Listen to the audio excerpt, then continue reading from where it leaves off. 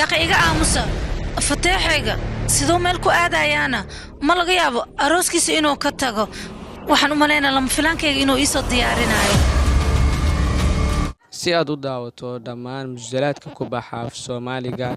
adigoo daawanaya habeen walba 33 musalsal mid walbana xilliga uu TV-ga saaran yahay 2 daqiiqo kadib aad ku daawan kartid ugu horreyn application-ka Telegram-ka ah kala soo deg Play Store-ka xagga kore ku qor Telegram markaad soo dejisato kadib app-ka waa soo dejisanaysaa nambarkaaga caadiga ah ku samaysanaysaa sida WhatsApp-ka kale kadib markaad soo samaysato xagga kore searching-ka aad waxa qoraysaa Asaas TV markaad intaas qorto waa kaas kanaalka halkaas ayuu ka soo baxayaa waad ku dhufanaya kanaalka marka kanaalka ku dhufato kadib waxa markaas ka sii dooranaya qaybta hoose ee jointa marka halkaas taabato waad ku soo bixisaladka ama aad arki weyso waxaad markaas sii taabanaysaa meelaha nambarada ku qoran yihiin ama nambarka shaashada saaran oo Telegram oo nambar ahaan waa seefanaysaa sida WhatsApp-ka camal marka qof ku dirsanayso kale marka sidaas oo kale kadib halkaas la xiriir halkaas ayaa lagaaga caawin doonaa adigoo heli doono musalsalaad